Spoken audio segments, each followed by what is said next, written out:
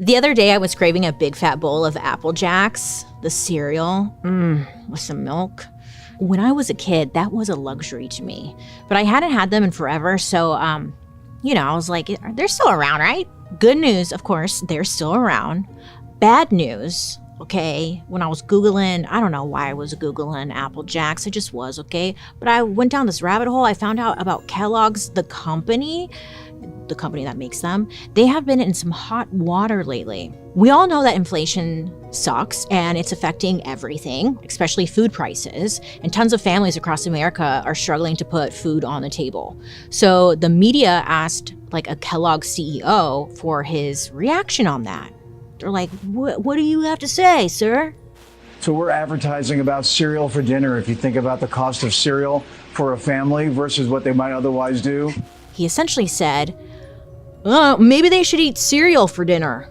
Not the best response. And so I started Googling some more.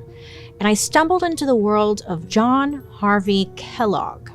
You know, the man behind Kellogg's. And boy, my mind was blown. Because behind that sweet, delicious box of Apple Jacks is a freaky origin story. Like one you will not see coming. I'm talking culty health retreats, yogurt enemas, and a crusade against masturbation. What? I know, what does it have to do with cereal? So listen, buckle up for the dark history of Kellogg.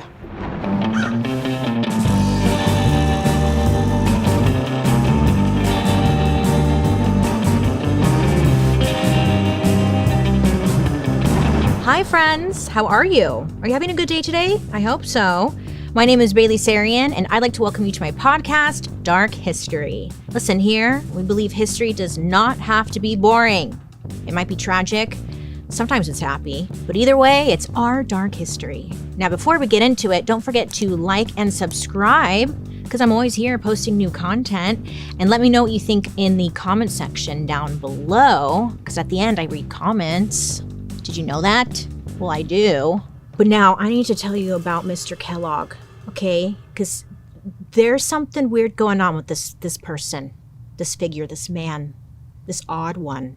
So, like any good cult origin story, this one starts with religion.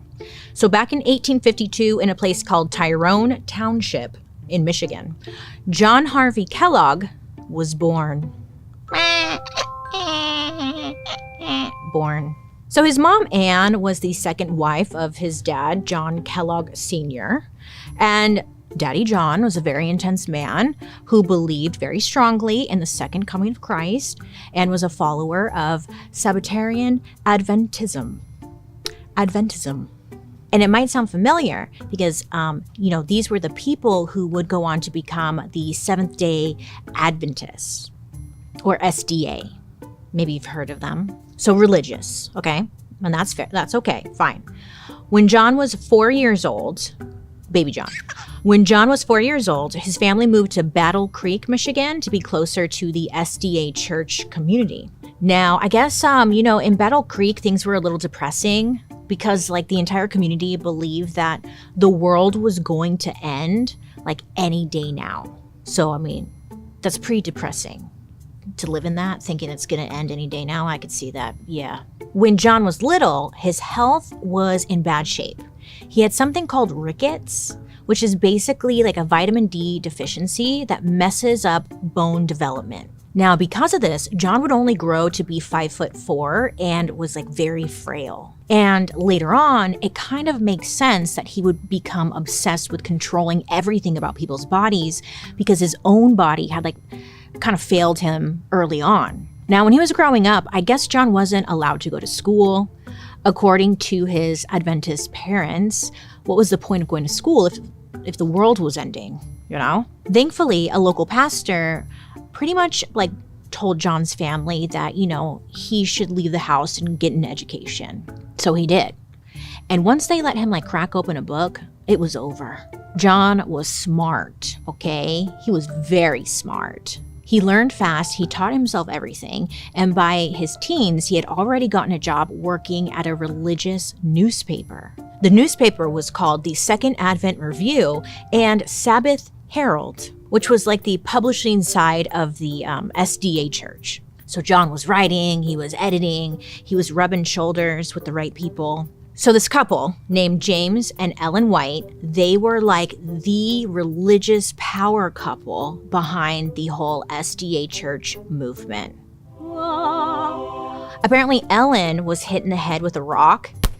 Oh, sorry.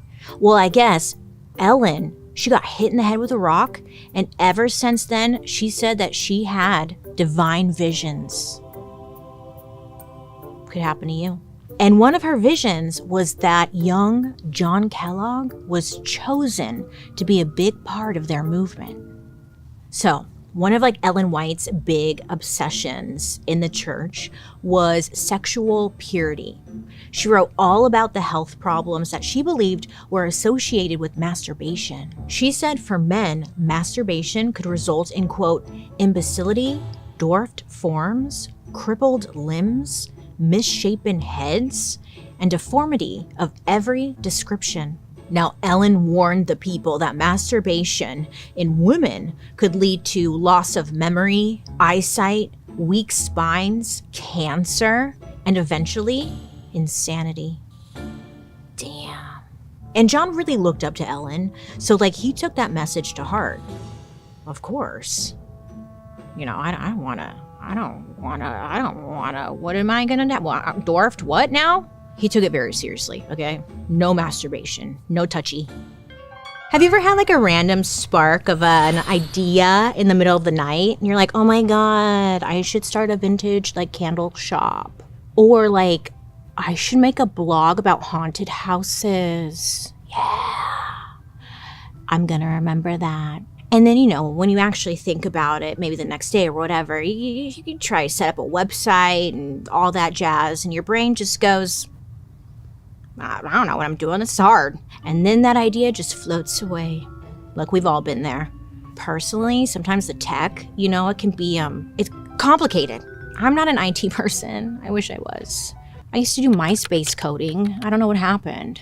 But listen, that's okay, because that's where Squarespace comes in. Listen, Squarespace is the all-in-one website platform designed to help you stand out and succeed online. With their cutting-edge design tools, including Blueprint AI, you can literally type in like a few details about your idea, and then they'll like whip up a custom website for you. I know, it's like having a designer and developer just right in your pocket. From there, you can just drag and drop to make it look exactly how you want it to look. And if you actually want to do something with that idea, whether it's selling products, offering services, or just sharing exclusive content, Squarespace has the tools built right in. You can send invoices, accept payments, manage bookings, even run email campaigns to keep people coming back. Hey, come look at my haunted house I just posted about, you know? So it's everything you need all in one place, so you can actually focus on like the fun part, your project or the passion or just the fun. Yeah. So if you've been sitting on that someday idea, Squarespace makes it possible to launch it today. Head to squarespace.com/darkhistory for a free trial. And when you're ready to launch, use the code DARKHISTORY to save 10% off your first purchase of a website or domain. So John Kellogg is all in on the church, and he starts like rising up through the ranks, absorbing everything the Adventists were putting down. And this is when like a big trend pops up that gets John's attention right away. It was called health reform. Now this was basically like the first wellness trend. But instead of like green juice and hot yoga, it was all about cold baths, bland food, and making your body as pure as possible. No meat, no booze, no caffeine, no spices, no sex, no jerking around, no fun, nothing, okay? So then, in 1865, Ellen White, she had one of her famous visions, you know? And in it, she was told to build a temple of health. Basically, a spa. She's probably like, I need to get away from these people. I'm going to build a spa, and say it was a vision. So she does. In 1866, she opens a spa in Battle Creek, Michigan, and she called it the Western Health Reform Institute. And it was basically a temple/spa, completely run by the Adventists. So while Ellen White's spa/temple is getting set up, John goes and he gets a degree from the University of Michigan and Bellevue in New York. And then in 1875, he comes back to Battle Creek as Dr. Kellogg. So as soon as John is back in Michigan, he immediately joins Ellen at the Temple of Health. And 1 year later, when he's just 26, John takes over as superintendent. Now he's in charge, and the first thing he does is rebrand the place. He renames Ellen's spa to the Battle Creek Sanitarium. Yeah, it kind of sounds, it does sound very wartime porta potty. Yeah. And a little fun fact, side note, I don't know, Kellogg, he literally made up the word sanitarium. Sanatorium was a place like for sick people, and he wasn't interested in that energy. His facility was where you went to stay healthy. So he gave it the name sanitarium. So the Battle Creek Sanitarium was John Kellogg's whole life. It was everything to him. He worked 18 hours a day. He performed surgeries. He ran like food science experiments. And this is where his ideas on like clean living start to get a little weird, a little intense. Is a lot. So the sanitarium, you know, they're like, that's kind of like a long word. So they called it the SAN. So the SAN essentially becomes his own laboratory for John Kellogg to run some wild experiments on real life people. And not just any people, celebrities. Very wealthy celebrities. To the outside world, the SAN basically looked like a luxury retreat. It's very White Lotus, okay? Meanwhile, Dr. Kellogg had a very clear mission. Get rid of sex. Yeah, once and for all. And by any means necessary, including surgery. Now, when I say surgery, I'm not talking about, you know, taking someone's tonsils out or like removing a bunion. What Dr. Kellogg was doing was straight up genital mutilation. He came up with a few cures that honestly sounded like, it sounds like medieval torture techniques. He was off, okay? Listen, for young boys, his go-to surgery was circumcision without anesthesia, because in his words, the pain would have a, quote, salutary effect on the mind, end quote. In other words, if it hurts bad enough, maybe they'll be too traumatized to like ever touch themselves again. Now, for grown men, he had another idea. He would sew the foreskin shut with a silver wire to prevent erections. Yeah, a real thing. He did that. An actual wire through the skin to prevent erections. I want to see a visual, but at the same time, I don't want to see a visual, but I kind of want to see a visual. He wrote, quote, the needle to which the wire is attached is passed through from one side to the other. It is now impossible for an erection to occur, end quote. I mean, I imagine it was incredibly painful. I mean, imagine going to the doctors and leaving with your member sewed up.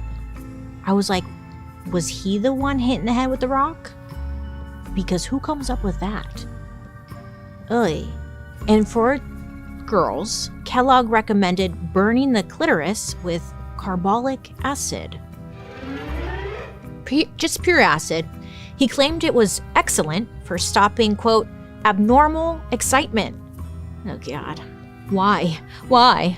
Now, Kellogg's reason for all this was that he believed that the human body only had a limited supply of vital energy or force, and having sex drained you of this energy.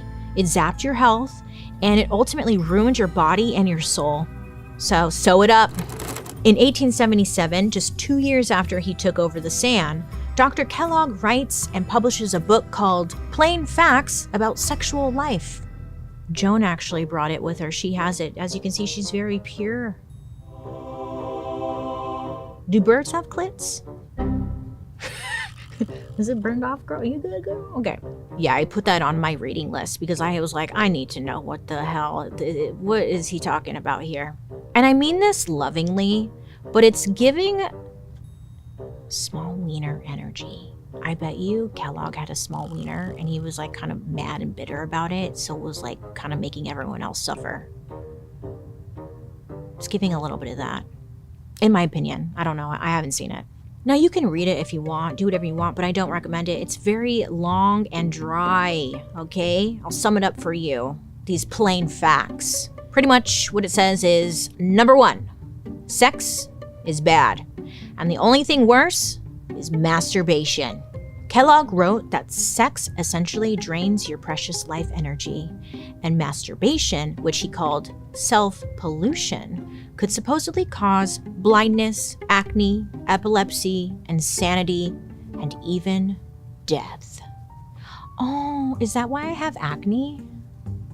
Yeah. Okay. Kellogg fact number 2. A bland diet, like one that included dry cereal and crackers, could keep sexual urges at bay. The more flavorless your meals, the less you'll want to touch yourself, flick your bean, have sex, enjoy anything. Kellogg fact number 3. Sex should only be for procreation, never for pleasure. And if you were married, you should basically only be intimate in order to have a child, but even that was frowned upon. Best case scenario, don't even kiss your wife, okay? Because that might lead to something else. I was a little confused by all this, honestly, because I'm like, okay, if you're part of this like religious group and stuff, don't you want to procreate to make sure that your religion carries on and whatnot? So I was like, what about that though? And I don't know. He just did not want people having sex or touching themselves or eating good food. And John Kellogg, he practiced what he preached. He told the public that he had never had sex. So he was the perfect guy to speak to the perks of a celibate life. But then here's the crazy thing. John Kellogg was married. That poor woman. Yes, he was married. He was married to a woman named Ella Eaton. Now, Ella, she was from upstate New York, and she was very smart. By 19, she was already like the youngest graduate and valedictorian at Alfred University, where she got a degree in nutrition. Long story short, Ella ends up working at the Sand, where she and Kellogg fall in love. Or like whatever John's version of love was. I don't even know did they hold hands or was that too much? I don't know. Apparently they spent their honeymoon rereading his book together. Yeah. Plain facts about sexual life. They read it. Fun. So basically, on their honeymoon, John convinces his wife that sex was a health hazard. And they should just read instead. Very romantic, full of love. When they get back to the Sand, Ella puts her nutrition degree to work and becomes the head chef of the operation. She implements all of John's specific rules about diet to make sure no one eating at the Sand would be getting horny. I don't know, what kind of food makes you horny? Pizza. Pizza makes me horny. What else makes me horny? Hot dogs. Yeah, but none of that, right? So in her spare time, Ella, she wrote some cookbooks. Yeah. They have very fun and meatless recipes for stuff like mayonnaise for one. One time in high school, I had this history teacher. I'll never forget him. Maybe that's how I ended up here. But every day we would come into class, and I'm not kidding you, he would be at his desk with a jar of mayonnaise and a spoon, and he would just be eating it. He never talked about it. We never asked questions. We were kids. But like the classroom, you would walk in and just get this whiff of mayonnaise. And like to this day, if I smell mayonnaise, it's just like, huh. It was so gross. I would like to know where he is now. I'm probably in prison because He talked about sex and what kind of porn he watched a lot. So I'm thinking, because if he was eating mayonnaise, obviously that made him so horny because he watched a lot of porn and he would tell us about it. So I don't know if mayonnaise actually is that safe. When it comes to booking doctor's appointments, it's a lot of our problems. We're not very good at it. When do you really even want to? It's like, oh, I need to go to the dentist, but I don't want to go to the dentist. You know what I'm saying? And you put it off and you put it off, and the next thing you know, you're like, damn, I really need to go to the dentist. So then you're trying to look for like dentist, and that's it. It's a whole thing. But listen, with ZocDoc, you don't have to deal with any of that. Look, I've been using ZocDoc for years and I stand by it. It's the best. It's a free app and website that makes finding and booking a doctor actually easy. You can search and compare high quality in-network doctors, and then you can book them instantly in the app. You're just like, oh, they're available Tuesday at 8, boop, booked. It's the best. Sometimes you can even get an appointment like on the same day. It's wild. They've got more than 100,000 doctors across every specialty, from like mental health, primary care, dermatology, dental, urgent care, OBGYN, eye doctor, what are they called? Them, foot doctor, acupuncturist. I'm telling you, the list goes on, okay? Sometimes I'll just scroll to like find a random like doctor that I don't know what it is, but I'm kind of like interested and just see. I don't know, what do you do? Maybe I need to get my neck looked at for some reason and just book it, because with you, why not? Anyhow, once you find the right doctor, you just click and you book. Most appointments happen within 24 to 72 hours of booking, which is a huge difference from the hey, we'll see you in 6 months routine. You know what I'm saying? Yeah, we've been there. I'm like, 6 months? Yeah, my tooth is gonna fall out by then, but okay, that sounds great. Great. I use ZocDoc for freaking everything, and I highly recommend it. So if you've been procrastinating a checkup, a dentist appointment, or maybe you got like a questionable rash going on, this is your sign. Use ZocDoc. So stop putting off those doctor's appointments and go to ZocDoc.com/darkhistory to find and instantly book a top-rated doctor today. That's ZocDoc, ZocDoc.com/darkhistory. ZocDoc.com/darkhistory. Now, in the early days of the San, they kept things, small and cozy. They would only take like 100 or so patients at a time. But within 10 years, the Battle Creek Sanitarium had thousands of patients a year. Yeah, Battle Creek was like the Coachella of health resorts, and people were lining up around the block. They wanted to go here. It wasn't just normal people. Like, we couldn't go there. It was elite clients like presidents, inventors like Thomas Edison and Henry Ford, icons like Eleanor Roosevelt, Amelia freaking Earhart went. Yeah. Now, I guess Amelia even took Kellogg up in her airplane for his very first flight. When history like mixes like this, my mind is always like, what? The San was seen as this like advanced boutique place that was catering to each guest's specific needs. Like upon arrival, each guest went through this intense medical wellness checkup, and they tested you for everything. They would test your skin, your heart, your blood, your gut bacteria, your kidneys, your strength, your urine, your poop. I guess they were checking your poop to make sure there's no like parasites, or checking to see if like food wasn't completely being digested. Poop. Yeah. They would even test your psychological state. So when you got there as like a client, there was a sense that you were getting this custom wellness treatment, making sure like, am I good? Am I healthy? Am I okay? That was kind of nice. But actually, the goal here at the San was to secretly cure everyone of sexual urges. But it was masked as like a luxury wellness retreat. Now, Kellogg wasn't performing intense, genital mutilating surgeries on everyone who came to stay at the San, There were normal treatments offered at the San, like massages, there was swimming, gymnastics, and fads like hydrotherapy. Hydrotherapy sounds fancy, but really it was a bougie way of saying cold water, can cure anything. Again, including horniness. I mean, we still kind of do this today, like cold plunges and all that. It's that. Ice cold baths, freezing showers, or you would pay to get wrapped up like a human burrito in icy, wet blankets. I guess Kellogg loved ice cold water. In his book, he wrote that if you were battling with any sexual urges, you could fight them off with cold water. Whether or not the guests at the San knew it, they were basically the lab rats in his master experiment to stop people from having sex. What's funny is that, this man, Mr. Kellogg, he was so anti-sex, but he was obsessed with putting stuff up his butt.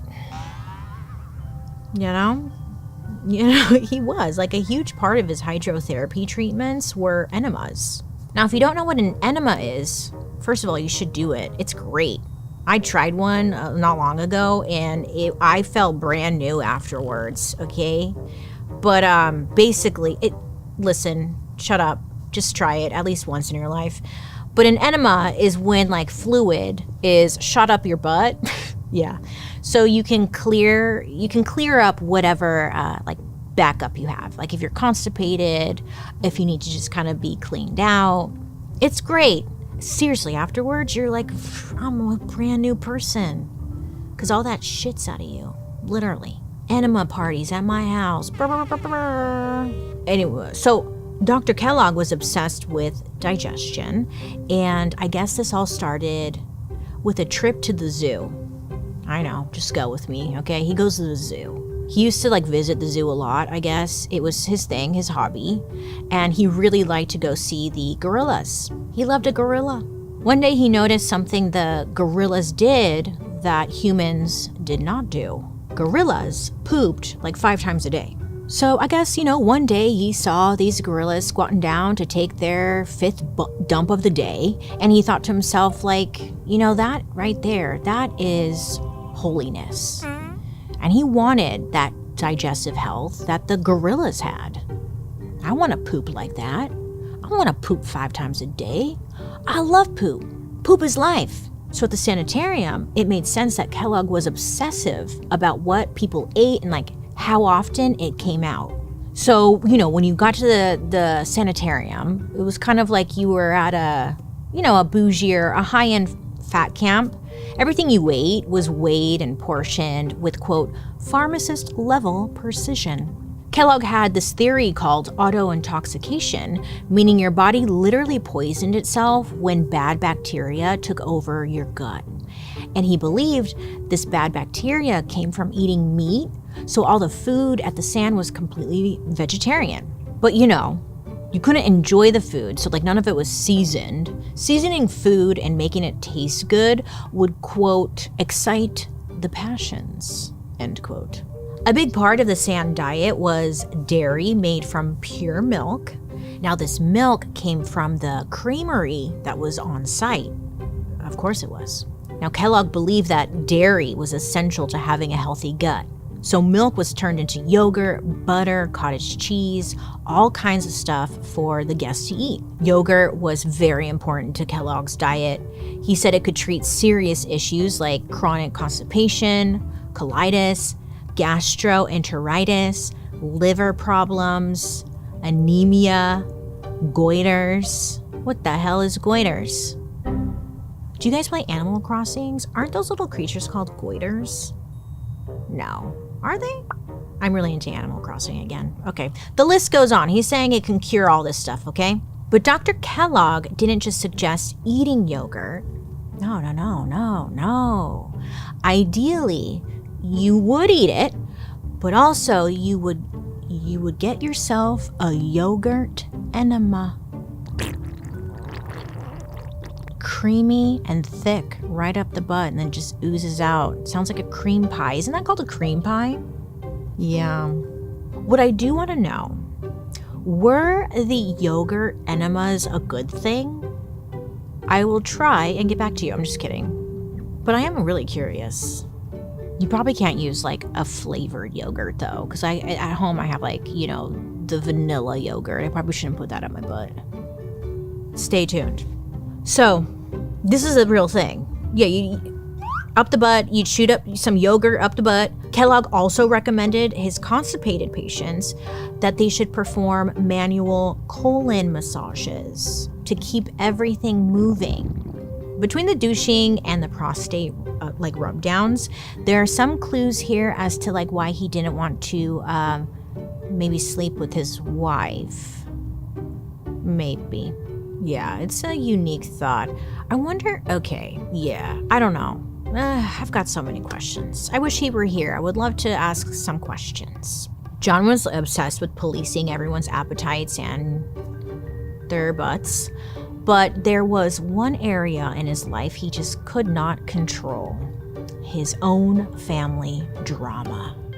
Anytime I have to mail out a bunch of packages, I feel like it's a chaotic mess. There's like shipping labels everywhere, tracking numbers are kind of like scribbled on sticky notes. And then, you got to go to the post office and stand in line and you're carrying all these packages and you're like, oh my God. It can be a lot, and it can eat up a lot of your time. And honestly, it makes you like kind of avoid shipping things altogether, But listen, ShipStation takes all of that mess off your plate. ShipStation is the all-in-one platform that makes shipping easy. So instead of juggling a million different tasks, everything lives in one dashboard. You can manage orders, track shipments, and handle returns without losing your mind. Their rate browser automatically finds the best rates across more than 200 carriers with discounts up to 90%. So not only are you saving time, you also are saving some serious money that you can put back into your business. ShipStation lets you automate the repetitive stuff, create custom workflows, and scale up without shipping becoming the thing that holds you back. It really couldn't be easier. That's why so many successful businesses use it. So if shipping is stopping you from living your best life, it's time to make things easier with ShipStation. Upgrade to shipping software that does more than keep up with your business. ShipStation propels it forward. Start your 60-day free trial at shipstation.com/darkhistory. That's shipstation.com/darkhistory. As much as John wanted to act like he was like Mr. Perfect with his, sexless marriage and, look, I have this successful sanitarium, there was some serious tension happening behind the scenes, specifically between John Kellogg, his brother Will Kellogg, and of course, John's wife, Ella. So let's rewind a bit.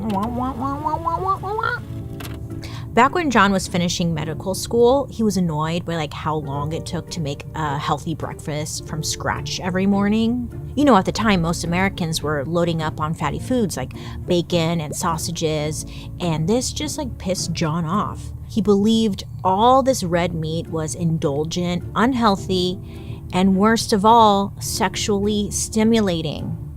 Have you looked at a sausage? What does it look like? It kind of looks like a small wiener. Whatever. But it gives you ideas. The sausage, it sure does. So John decided he was going to create the perfect breakfast food. Now it had to be something pre-cooked, easy to digest, and bland as hell to keep people holy. This is when he has a little light bulb moment. Thanks to his friend, Ivan Pavlov. I know, does that sound familiar? I was like, what? Yes, it's the same Pavlov who was teaching dogs to drool on command, which came to be the Pavlovian response. Fun fact, Pavlov was also obsessed with digestion. Yeah, so they had a lot in common, and they wrote letters to each other. They were friends. He was like, I made a dog drool today. It was crazy. Oh my God. And then Kellogg would be like, oh my God, I didn't touch myself. It was so wild. Friends. Now, Kellogg was inspired by Pavlov's digestion theories to start experimenting with grains. So he mixed flour, oats, and cornmeal, and then he would bake this concoction twice, which made for an incredibly bland, rock-hard biscuit. It's kind of like a biscotti if biscotti had 0 sugar and tasted terrible. Same thing. Now, these biscuits, they were so hard that one patient, I guess, like broke their tooth trying to eat one. So he was like, okay, let's try it again. So John's in the kitchen. He's kind of struggling. I guess his wife, Ella, she comes in. She's a cook. And she's like, hey, why don't you just roll this dough out super thin with like a rolling pin, instead of like messing up my kitchen. So John takes her advice. He rolls it out, these thin sheets of dough, okay? And he turns it into these crispy toasts that he breaks apart into little pieces. He takes a nibble of one of the shards and thinks, hey, this tastes like shit. I think we're onto something here. Now, at this point, things get sticky, cloudy, confusing, not just because of John's weird dough. There are a few different versions of events because everyone wanted to take credit for what happened next. So John had a younger brother. His name was Will. Now, Will helped him run the sanitarium. Now, John and Will were brothers and they worked together, but their relationship had always been tense. Now, Will, he was kind of like, the black sheep of the family. I guess his whole life, his family called him dim-witted growing up. Yeah, and they bullied him for being dumb. Sadly, it turns out Will wasn't dumb. He just needed glasses. Yeah, poor guy. Will, he was actually very smart. He went to like business school, but like none of that mattered to John. So he refused to like ever treat his brother like an equal. I think part of this was because Will wasn't as religious as John. And of course, John did not like that. Will, he stopped going to church in his 20s, which again, it was borderline sinful to John, And when Will came on to work as the business manager at the San, John just like shot down all of Will's ideas and honestly was just a big asshole to him. John would like make Will take meetings with him while he was on the toilet. Like he'd be taking one of his 4 poops of the day and would be like, come on, we're having a meeting. Just sit there and they'll have a meeting. It was like, okay. But anyways, there was just one Friday night. Will is helping John out with this annoying biscuit recipe. Okay, so they're working in the kitchen for hours, and both of them are just kind of like over it, right? So they call it quits for the night. So Will, he's always looking for ways to like save money. So he decides to not toss out the leftover dough. Instead, he puts it into a container, he sets it aside, and then he goes to bed. Then Saturday rolls around. But because the Kellogg's are Adventists, Saturday is a day of rest. So 0 work is allowed until after sunset. So this dough is just kind of sitting in the container all day, sitting there and just getting moldy. When night finally comes, John and Will, they get back to the kitchen to keep working. So they take that moldy dough, they run it through the rollers, they put it on the baking tray, and something magic happens. Now, according to Will, the dough came out as like these perfectly thin, flaky sheets, with every wheat berry becoming its very own flake. I guess, surprise, surprise, turns out the mold was the secret all along. Now, Will called this accidental discovery tempering. Basically, as the mold grew, it evenly distributed moisture throughout the dough, eliminating air bubbles and making the flakes perfectly crispy. Now, after a lot of trial and error, making sure it was just moldy enough but not toxic, Will figured out the perfect balance of baking conditions, dough size, and timing. And the Kellogg's start to crank out tons of these little toasted pieces, and they called it granola. Pretty soon, granola was a breakfast staple at the sanitarium. People loved splashing a little milk or yogurt on the granola, and it was like their signature dish. And I guess at this moment, Will has like a major light bulb moment. He was like, hey, what if we started packaging this granola in little boxes and we like sold it to guests who were like checking out of the sanitarium? You know, so they could take it home and eat it. Huh? This was a great idea. So they started doing it and it was a huge hit. The brothers, they started selling the cereal at the San and by mail order for 15 cents for a 10-ounce package. I guess it was like very popular because like pretty soon they couldn't even keep up with the demands. Even with Will working insane like 120-hour weeks, people wanted this granola. So he hired some bakers and workmen and expanded into a mini factory. And in the first year of selling granola, they sold over 113,000 pounds of it. So obviously, John, he realizes like there's a huge opportunity here. So he sneakily applies for a patent for the granola. And when he's like filling out the paperwork, he leaves his brother's name off of it. Shady. So they're doing this, right? They're selling the granola and all that. And, you know, people are paying attention. They're realizing that the Kellogg business model, you know, was working. Like these guys were able to take 60 cents worth of wheat and turn it into $12. I mean, that was a huge profit. So people are paying attention. They're like, we should be doing that shit. So pretty soon competitors started popping up. I mean, even though there was a patent, you know, that John had applied for. It's clear that this thing is like a real moneymaker. John Kellogg and his wife Ella, they start taking full credit for inventing granola. Yeah, John Kellogg starts telling people like, oh yeah, that flaky cereal idea, yeah, it came from a dream I had.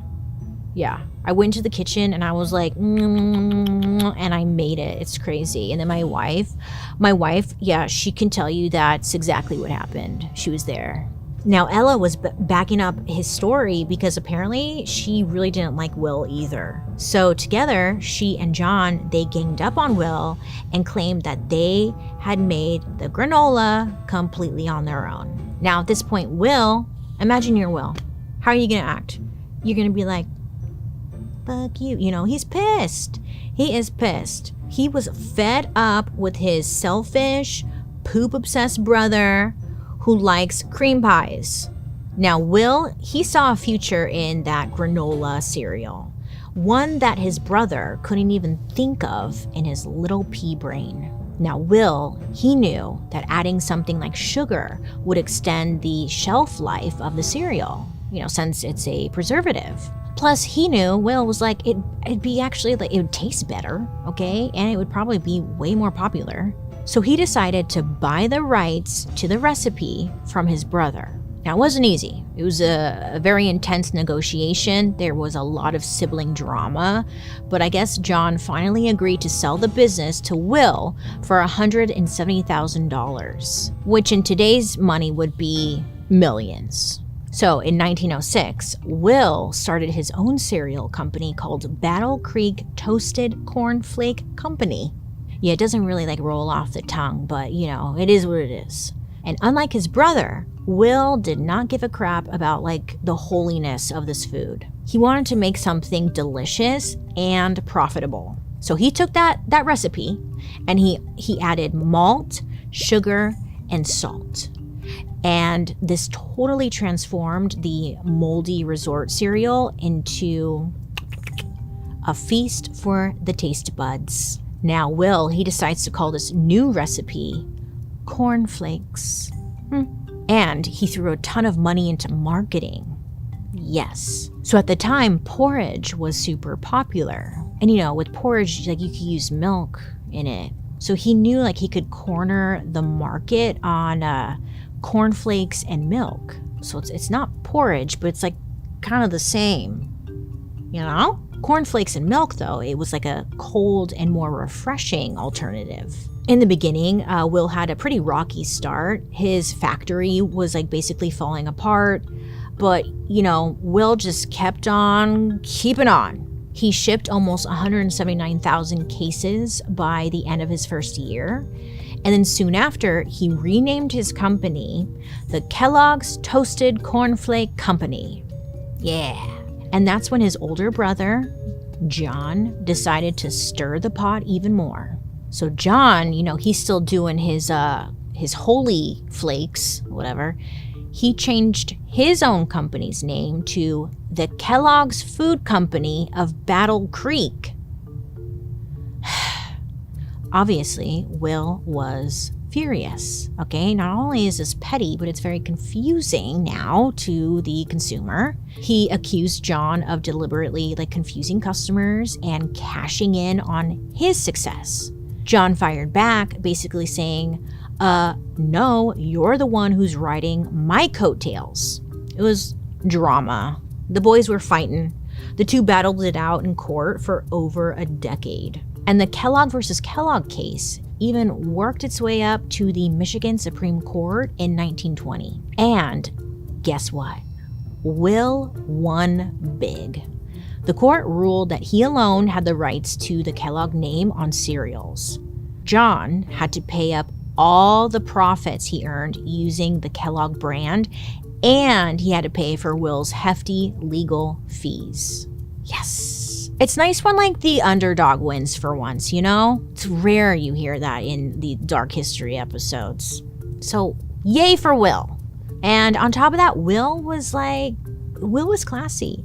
He told John that he'd settle for just the legal fees. But John had an ego and he refused to accept any charity. Apparently, when he handed over a big check to his brother, he said it was so Will had, quote, no excuse for pestering me further, end quote.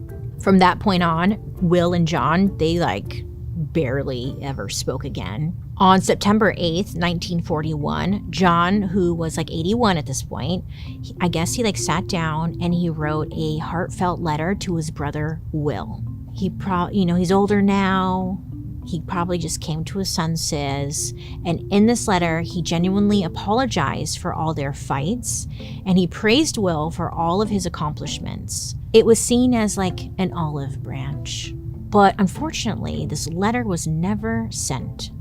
I guess John's assistant thought that the letter was beneath him, and she just stuffed it into a filing cabinet, and it stayed there for years.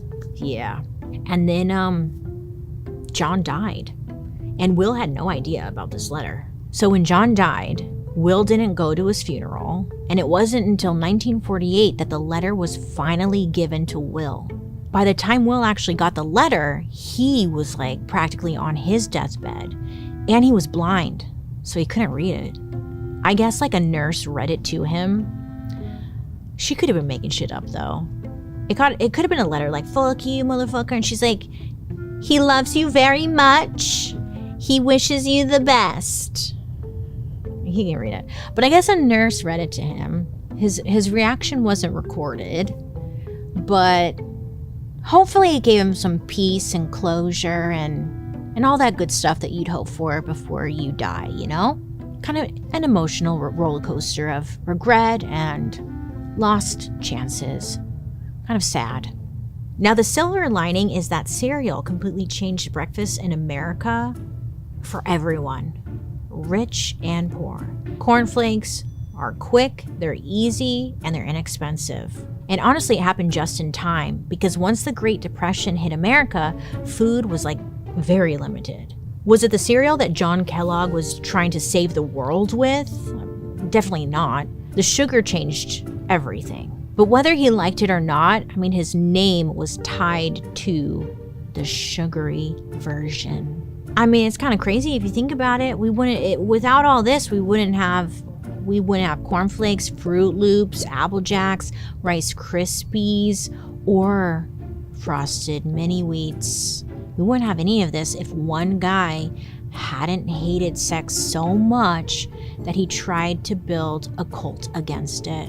Very odd, huh? When you think of it like that, yeah. Weird worlds we live in. Now, for my dark history listeners, this episode, today's story, might sound a little familiar. If you watched the episode, the dark history episode about graham crackers, today's episode, very similar. Now, who came first? The graham cracker guy. And it's believed that the Kellogg's guy was inspired by the graham cracker guy because they had a lot of the same beliefs that if you ate bland food and all that stuff, you wouldn't want to have sex, masturbation was bad, blah, blah, blah, blah, blah. So just want to point that out. Really interesting. At this time, there was some kind of movement about not touching yourself and eating bland food. And with that actually came some delicious treats because we got the graham cracker, who doesn't love a s'more, and we got cereal.